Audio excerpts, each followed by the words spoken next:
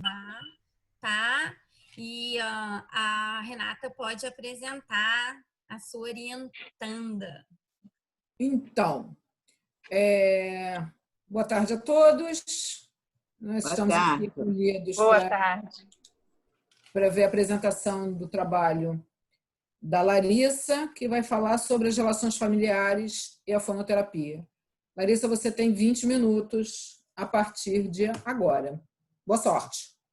Boa sorte. Boa tarde, meu nome é Larissa. Eu sou orientanda da professora e doutora Renata Monteiro e, como já dito por ela, o meu tema é relações familiares e fonoterapia.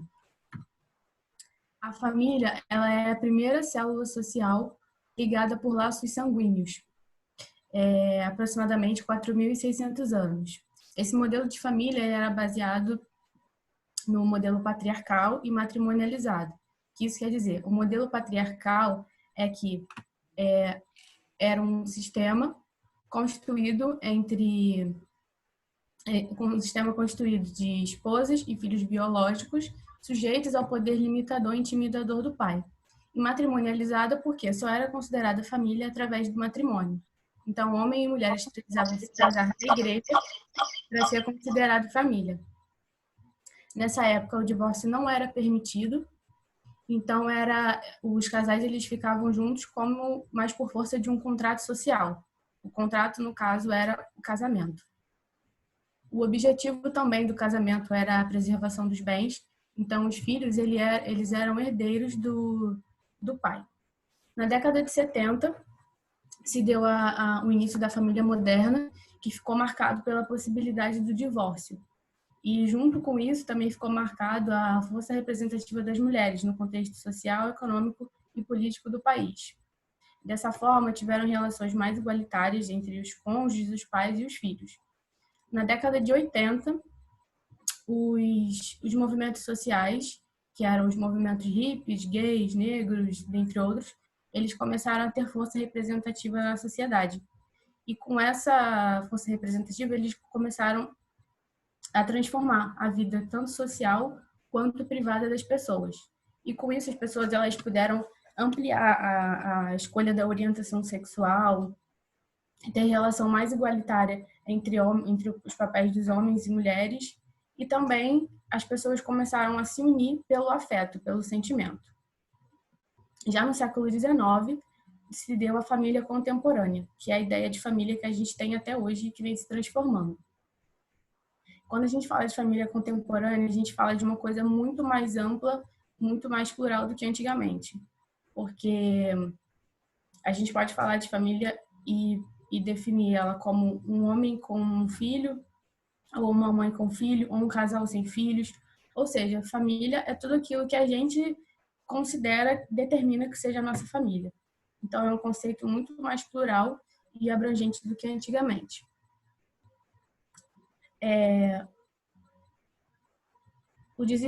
A família ela tem um papel muito importante no desenvolvimento humano, porque é nesse espaço que a pessoa ela tem as primeiras experiências, tanto as mais gratificantes quanto as mais aversivas. E o trabalho com a família ele tem sido um campo de interesse de muitas áreas, como a fonoaudiologia. Em um estudo com famílias, ele relata que o fonoaudiólogo, na atuação com a família, ele precisa se colocar como um mediador e não como um instrutor. E ele precisa compreender cada paciente a partir dos elementos que o constituem. Ou seja, ele precisa compreender a família, as tradições dessa família, as questões que atravessam ao longo das gerações, o papel que a família exerce na inserção da criança frente à cultura, dentre outros. Ou seja, ele precisa compreender o paciente como um todo, na sua integralidade.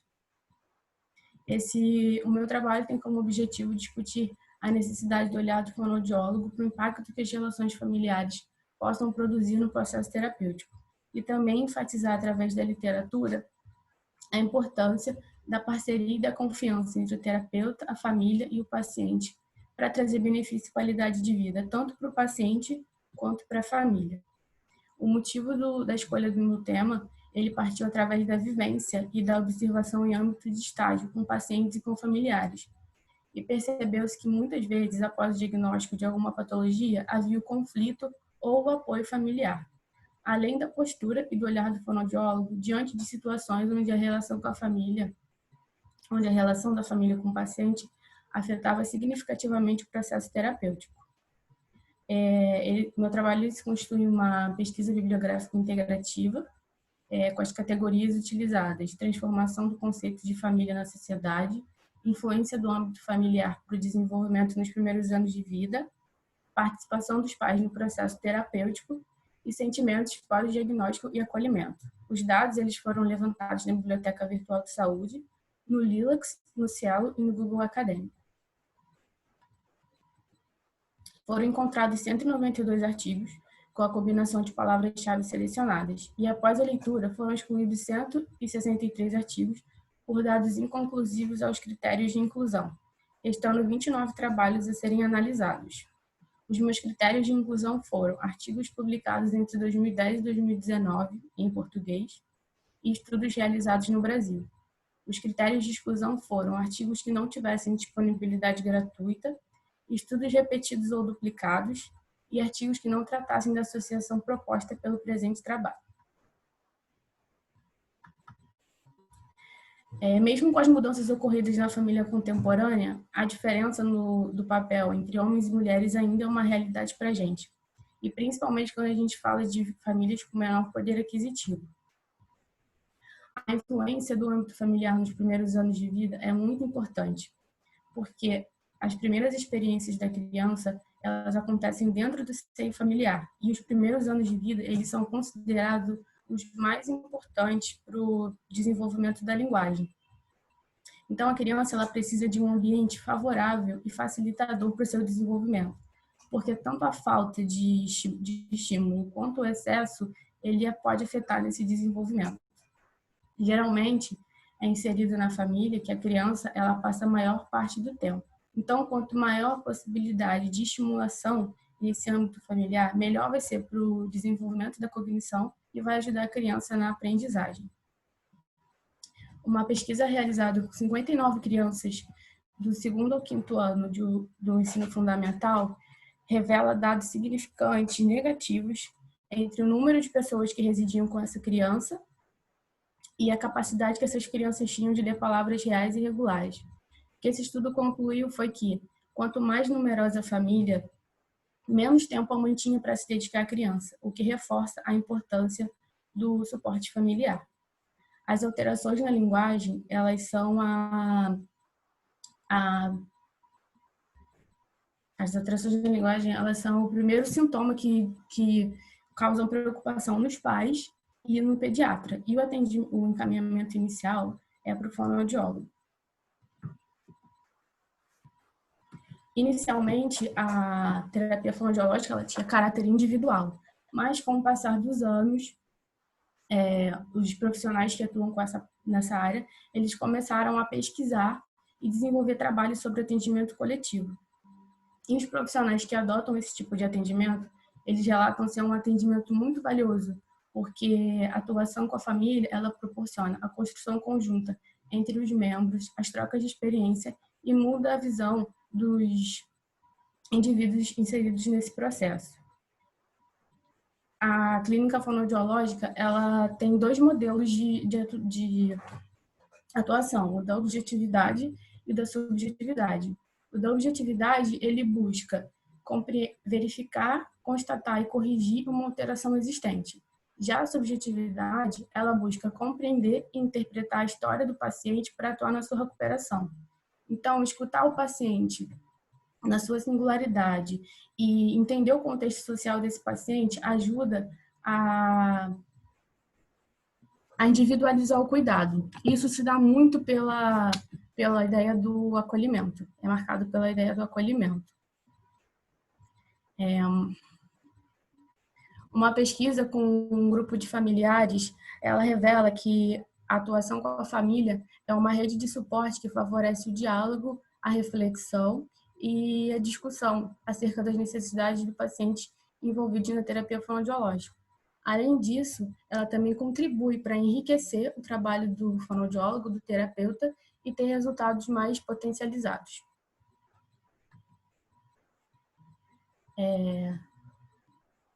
Apenas um estudo, ele relata que a inserção dos pais na fonoterapia é um processo extremamente complexo, porque não se trata apenas de agregar os pais na terapia, mas sim de inserir eles nas demandas que essa criança precisa.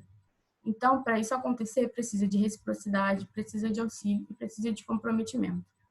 Segundo a literatura, a mãe ela é responsável pelos cuidados domésticos e pela saúde dos seus filhos. E quando a gente fala de uma criança com algum tipo de deficiência, os pais raramente comparecem nos centros de atendimento. Então, dessa forma, fica a responsabilidade toda para a figura materna. Como já foi dito anteriormente, isso acontece em famílias com menor poder aquisitivo. No autismo, uma questão muito interessante a ser observada é a relação dos pais com a percepção da aceitação de outras pessoas com seus filhos, as dificuldades emocionais que esses pais carregam e a perspectiva que esses pais têm sobre os seus filhos. Na terapia, há fatores que podem dificultar e que podem favorecer o tratamento.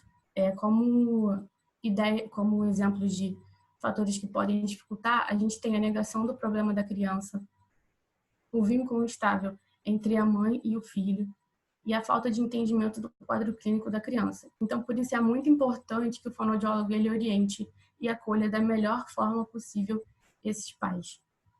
Outros exemplos também de fatores que podem ser negativos na terapia é a religião, como, por exemplo, esse é o jeito dele, ele nasceu assim, então é a vontade de Deus, então a gente tem que aceitar. Também a vergonha de frequentar lugares públicos com a criança, por conta do comportamento da criança, a ausência do pai, como já foi dito anteriormente, que a mãe ela é sempre mais presente nas questões do filho, e também a mãe como tradutora dessa criança o tempo todo. É muito importante que o fonoaudiólogo ele compreenda que a orientação e o acolhimento eles são pontos-chave para habilitar ou para reabilitar um paciente. Um estudo feito em um hospital público do Paraná, ele avaliou a percepção das mães em relação às práticas desenvolvidas pelo fonoaudiólogo. E como resultado, foi relatado que as mães elas tinham pouco conhecimento do que se tratava a fonoaudiologia, do que se tratava o atendimento fonoaudiológico. E também foi observado a fragilidade nessas famílias, necessitando de um vínculo maior entre o terapeuta e a família. O lugar de importância do fonoaudiólogo ele se dá principalmente por dois motivos. Primeiro, porque a alteração na comunicação entre o pai e os filhos é sempre presente, é a primeira queixa dos pais. E segundo, porque após um diagnóstico, os pais eles se sentem completamente perdidos em meio a tanto jargão médico. Diante disso, a gente pode concluir que, com a constante transformação na sociedade, hoje o afeto é um dos principais motivos da união entre as pessoas. A figura da mãe é bem mais presente do que o pai, e ela está sempre mais envolvida e participativa nas questões do filho. A parceria desenvolvida entre o terapeuta e a família tem impactos positivos na fonoterapia e aumentam os ganhos buscados pelo fonoaudiólogo, visando a qualidade de vida ao paciente e à família. Através da literatura, também observou-se que há barreiras facilitadores durante o processo terapêutico, e isso se dá pelo ambiente em que a família está inserida. O fonoaudiólogo ele precisa ter um olhar humanizado, ampliando sua perspectiva para além da patologia do sujeito. Essas são as minhas referências. E essa é a minha madrinha, meu amor no céu, meu anjo, que é o grande motivo de eu gostar tanto de falar de família. Obrigada. Oi? Que linda! Isso aí, vou pedir agora para você parar de compartilhar sua tela. Isso, que aí todo mundo aparece. Ok. Então, vamos lá. Então, estamos todos aqui? Estamos. Estamos. Vamos começar por ordem alfabética. Quer começar, Flaviane? As suas considerações? Tem que abrir seu som. Eu te pus no mudo durante a apresentação. Deixa eu ver se eu consigo te tirar. Eu Vivi tiro, faz peraí. isso, entendeu? Deixa a gente muda, para a gente não falar nada. É, tava fazendo barulho. Eu tiro. Eu ouvi. Gente, Calma. ela tá falando igual uma matraca, a gente não tá entendendo. Não consigo te tirar do mudo, não. Acho que foi você mesmo que apertou. Você tem que Aperta aí. apertar aí. Aperta aí o mudo, para tirar do mudo. Ai, Jesus. Aê! Pronto, Fabiane. Faz o mesmo, Inês, que você também está muda. É porque eu também pus ela no... Já aperta aí para você aparecer. Para você aparecer, não, para a sua voz sair. Vamos começar, Flaviane? Vamos A sim. gente vai superar isso tudo, Flaviane. Em nome de Jesus. A gente vai sobreviver, vai dar tudo certo. Vamos sim. Já sobrevivemos 3 meses. Porra, agora é fácil. Depois das bancas, é só sair pro abraço. Olha, depois de eu chegar num dia, na quinta-feira na Veiga e na sexta entrar esse momento de pandemia que a gente não pôde mais se ver, se conhecer. Não é incrível? Deu tudo certo. Deu tudo certo. Isso aí. Bem, quero começar, né, parabenizando, Larissa, pelo desenvolvimento do teu trabalho. Quero parabenizar a sua orientadora aí pelo trabalho belíssimo que conduziu. Você falou muito sobre o acolhimento. E o acolhimento realmente ele é a parte principal dentro de um trabalho, né, terapêutico. E você me fez voltar aos 18 anos de idade, quando eu comecei minha vida na educação especial. Nós tínhamos essa sala de acolhimento para os pais. E aí, com essa sala, nós conseguíamos ouvir o que os pais falavam e construir ali o nosso processo, o que nós precisaríamos melhorar, alinhavar através de uma equipe multidisciplinar. Então, assim, eu fiquei encantada com o seu trabalho e eu gostaria muito, eu fiz uma anotação aqui, você falou na questão na questão familiar, né? Que quanto maior uma família, menos atenção a mãe vai conseguir. E aí, eu queria ouvir um pouquinho de você. Quando você fez essa pesquisa, e quanto aos pais, aquelas crianças que não tinham pais, você pegou algum artigo que pudesse vir assim, era a avó, era o avô, ou era um vizinho? Quem faria esse papel quando não tem essa mãe? Você conseguiu algum...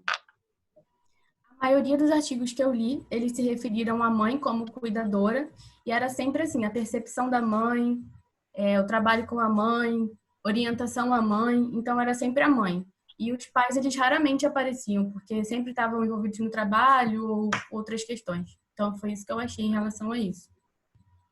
Entendi. E quando você viu, então, que seria o fator, vamos dizer, que seria um luto dos pais, ou seria uma falta, talvez, de política pública ou de alguma coisa voltado para esse assunto? Tipo, quando esse pai recebe a notícia que o filho tem algum transtorno, você percebeu alguma coisa nesse aspecto? Por exemplo, a abordagem dada aos pais também como fator de intervenção, vamos dizer assim? Olha, o estudo que eu citei, como no autismo, ele revela que 70% dos cuidadores eram mães. Os pais, eles raramente apareciam em relação a isso, né? Ao diagnóstico. E os estudos que eu achei falavam só isso mesmo, que a mãe era sempre a mãe que estava envolvida nessas questões. Entendi. Não era muito relatado a presença do pai. Ok. Obrigada, Larissa. Olha, parabéns. Gostei muito do seu trabalho, viu? Obrigada. Gente, bizarramente... eu ia dizer que bizarramente eu tinha sumido, mas eu continuava ouvindo vocês. Estou aqui de volta. Não, você tá aí, Flor. Eu só acho que você podia baixar um pouquinho a tela, porque a tua imagem tá aqui no meio. Pronto, sim. Só pra gente te ver mais centralizada, assim. Isso, Ah, melhor. toque é um negócio que está grave, né? Toque é um negócio que está gritando no povo. Obrigado, Flaviane. Família é um assunto que me move muito, porque acho que todo mundo que trabalha com terapia precisa levar em consideração, precisa entender que aquele sujeito, né, aquele paciente, ele não chega nunca sozinho, né? Ele chega atravessado, e isso é um complicador, na grande maioria das vezes. Às Fala, vezes Marinês. é o complicador. É o complicador. É o complicador. Fala, Marinês. Marinês, seu microfone. Lê seu microfone. Não, mas o microfone tá aparecendo ligado. Você tá no celular ainda ou voltou pro computador? Não estamos te ouvindo, Inês. Peraí, Inês. Vou falar com você no Zap, tá? Então faz o seguinte, posso ir falando enquanto isso? Isso. E aí ela vai tentando ajeitar aí o fone dela, né? Então vamos lá, eu queria te dar parabéns. Eu gostei demais do seu trabalho. Me tocou de verdade o seu trabalho, porque me tocou como fonoaudióloga, como terapeuta, como quem vive isso, assim. E eu achei o seu trabalho muito bem escrito, muito bem estruturado, entendeu? A tua escrita foi fácil de entender. Eu não achei erros. Até anotei alguma bobeirinha no PDF para te passar, mas realmente tá muito bacana. Tua tabela, tua revisão integrativa tá direito. Só tinha realmente uns detalhezinhos assim que você pode mexer, que você pôs lá em cima, resultados barra discussão, sabe? Uhum. Então, acho que você poderia colocar, porque aí você põe os resultados todos, blá, blá, blá, blá, e depois você vem com a discussão. Então, eu acho que você podia separar mesmo resultados e discussão para ficar um pouquinho mais organizado.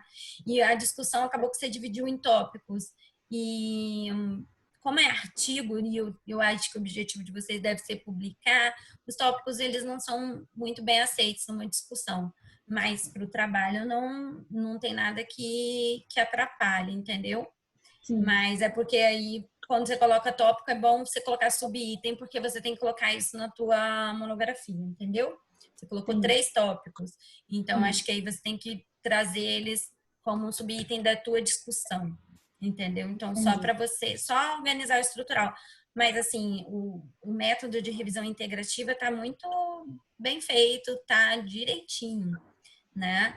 E me tocou bastante porque, assim, alguns aspectos. Eu que trabalhei anos na pediatria, por exemplo, eu tive uma criança sindrômica em que a Inês está tentando entrar de novo lá embaixo. É para Que entrar pelo celular. Falar no entrar pro celular, que celular, às melhor. vezes o computador não tem microfone. Então, tem computador que realmente não tem microfone. E aí, eu via que, assim, por exemplo, teve uma criança que morou no hospital, morou 3 anos. 3 anos. 3 anos aquela mãe ali com aquela criança, sabe? E eu nunca conheci o pai. Em 3 anos. Eu atendi aquela criança praticamente diariamente. Em 3 anos, eu nunca vi o pai. Você entendeu? Então, mas só que eu dei o exemplo dessa criança, mas não foi uma criança vivenciada, Uhum. foram várias crianças com paralisia cerebral, com síndromes, e você vê que aquela carga fica muito pesada para aquelas mulheres, entendeu?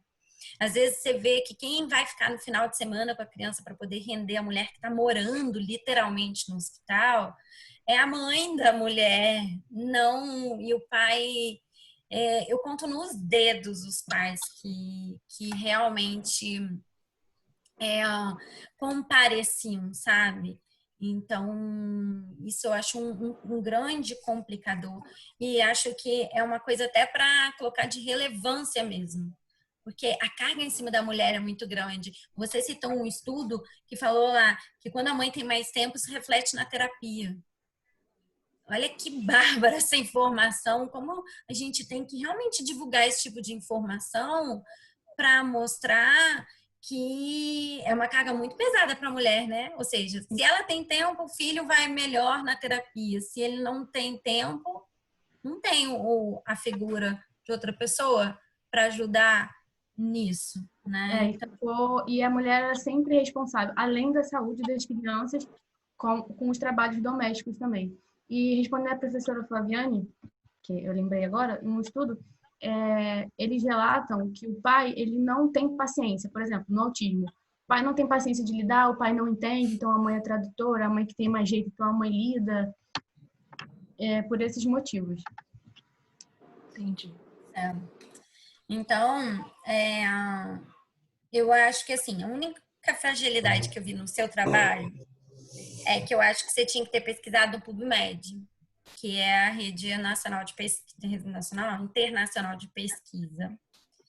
E eu acho que você conseguiria publicar com muita facilidade se você tivesse feito a pesquisa também em inglês, entendeu? Porque talvez, eu acho que você tem um trabalho tão bem escrito, sabe?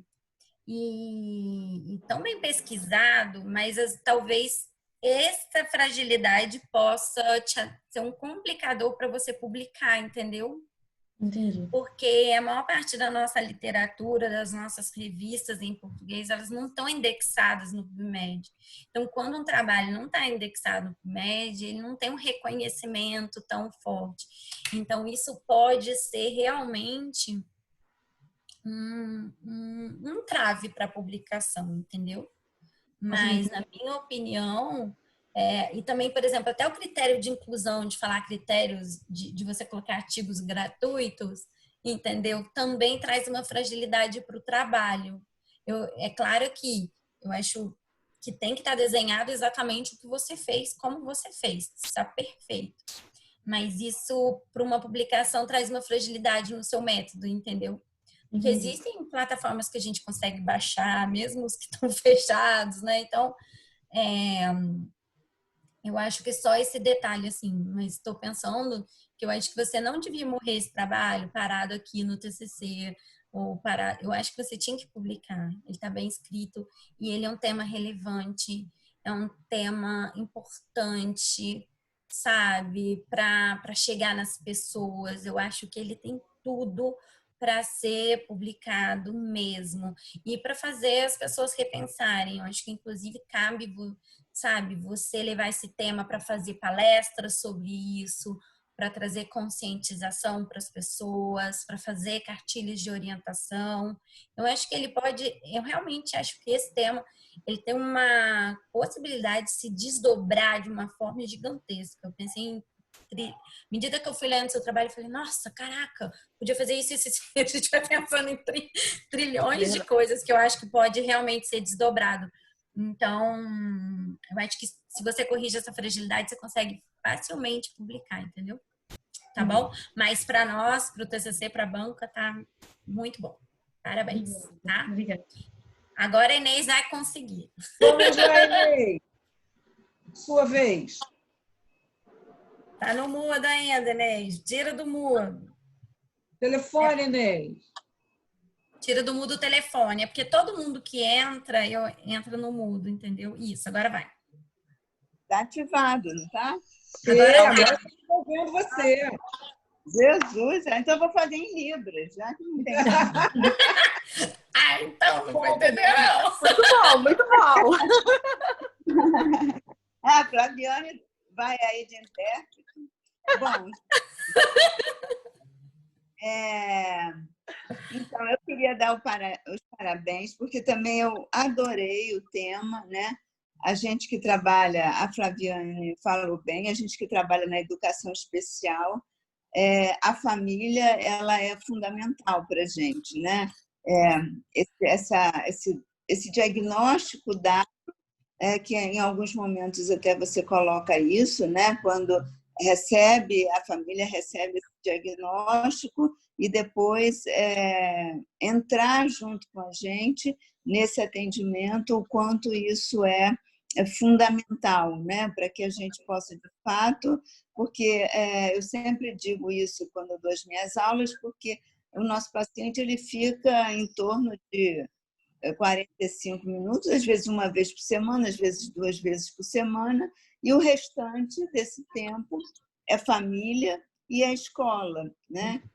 Esses dois outros espaços fundamentais. Mas a família, ela é a base. Então, eu fiquei muito feliz porque assim, eu tenho lido pouco sobre isso, quer dizer, na prática, isso é muito importante, mas às vezes na teoria a gente encontra poucas coisas que vão estar escritas sobre isso, né? Então eu acho que uma monografia sobre esse tema para mim foi assim maravilhoso. E eu gostei quando você trouxe um dos artigos que vem falando dessa outra família que se compõe nesses novos tempos, né? Que não é só aquela família tradicional, pai, mãe e os filhos, mas aquela família homoafetiva também, que hoje é uma realidade. Então, a gente vive novos tempos e acho que a gente também tem que ir se renovando enquanto profissional de pensar nessa nova conformação familiar. Então, eu acho que esse levantamento bibliográfico, eu concordo com a Viviane, né? Que talvez se você pudesse ampliar um pouco para uma base internacional, mas de qualquer maneira, eu acho que ficou uma revisão aqui para a gente, muito interessante, porque ela vai trazendo e reforçando uma coisa que a gente vê na prática, que é o papel da mulher, né? A mulher ainda como tendo esse papel de segurar as pontas, né? Quando a coisa fica um pouco difícil, é ainda a mulher, né, que segura. Se bem que, nos meus últimos tempos de trabalho lá com as crianças surdas e na maternidade escola, eu já começava a ver alguns pais, né, entrando um pouco nesse circuito, levando os filhos junto com a mãe, às vezes só o pai, mas de fato é ainda um quantitativo que a gente conta nos dedos, né, esse tipo. Então, eu acho que, como a Viviane falou, você poder dar palestras em escolas, né? Se a gente está falando aí de uma fonoaudiologia na área educacional, né? Justamente para a família, eu acho que seria fundamental, né? E também para os profissionais em formação, né? Para que a gente entenda, e eu sempre costumo dizer isso, que a fatia do bolo, né, do nosso atendimento, ela é dividido aí em algumas fatias importantes. Então, o terapeuta, a família também tem um pedaço desse bolo, a escola também tem um pedaço desse bolo. Então, na verdade, é um atendimento que ele se completa, né, com outras contribuições, né, que é a nossa enquanto terapeuta, mas também a família, a escola, né, que também circula por esse espaço da escola, e a família que às vezes também vem pela escola, a família que às vezes vem pelo médico, né? Então, quantos diálogos são fundamentais, né? Mas e às vezes a família é esse elo, né, entre a escola, entre um outro profissional, né? Então, como é importante a gente olhar com muito cuidado para essa família. Então, Larissa, eu queria te dar os parabéns, dizer que eu fiquei muito feliz de ler esse tema, acho que tem que ser publicado, né? Porque você traz essa revisão, então eu acho que é interessante, né, poder publicar isso aí para que a gente possa discutir mais e entender o lugar da família, né? Porque às vezes tem gente que não quer muito a família junto, às vezes, de fato, a família atrapalha, mas a gente também tem que entender que às vezes é pesado também para a família o diagnóstico, o dia a dia com aquela criança, por exemplo, a criança autista, né? Não é uma coisa fácil, né? Então, eu acho que a gente também tem que ter esse entendimento, esse acolhimento, né? Para a família, porque às vezes o que aquela criança traz é difícil, né? A gente fica ali 2 vezes por semana, mas a família tem esse estar todo dia. Então, a gente também tem que ter esse acolhimento cuidadoso com a família e não simplesmente culpabilizar, dizer que ela não se interessa, né?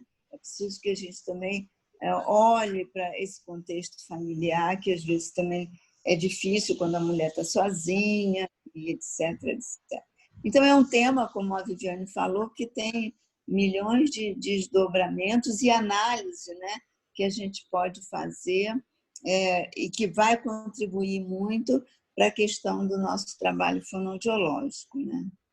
Muito bem escrito o texto, então sobre o texto eu não tenho observação, apenas parabenizar, né, pelo trabalho. Obrigada. Muito bem, agora é minha vez, Larissa. A primeira coisa, assim, vou falar da Larissa depois, vou falar do tema primeiro.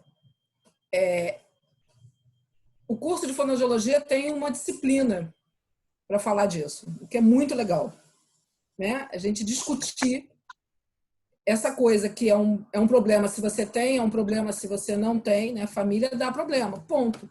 Né? Dá problema na sua vida, dá problema na vida do outro, dá problema na vida do paciente.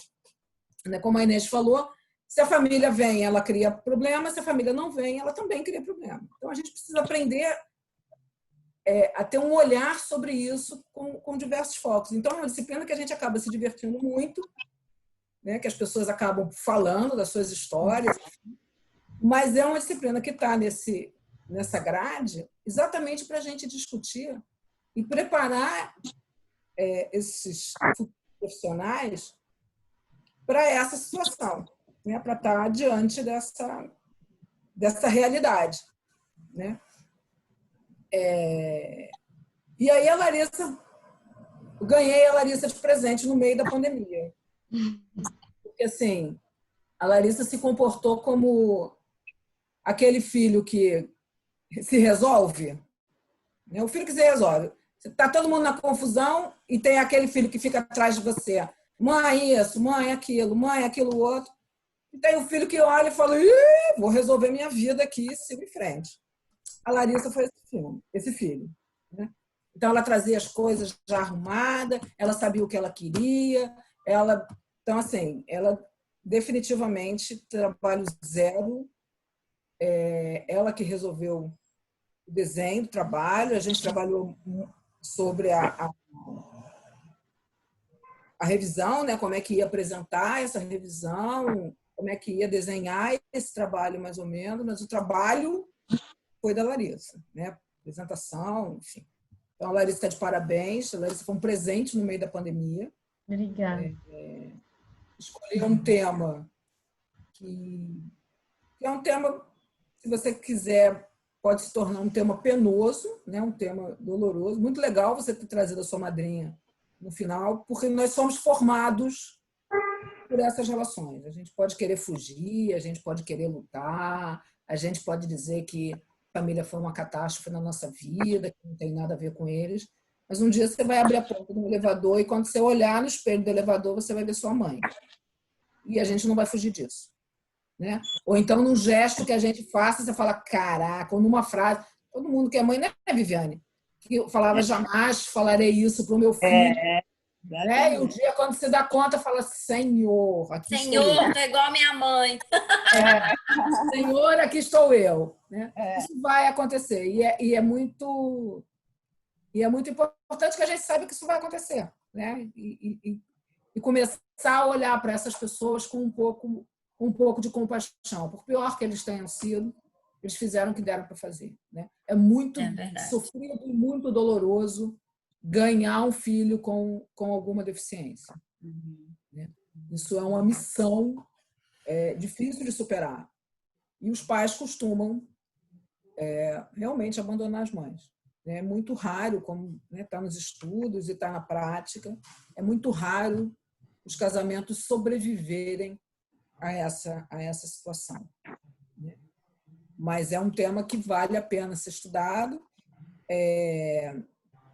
A gente pode pensar em publicar, em redesenhar.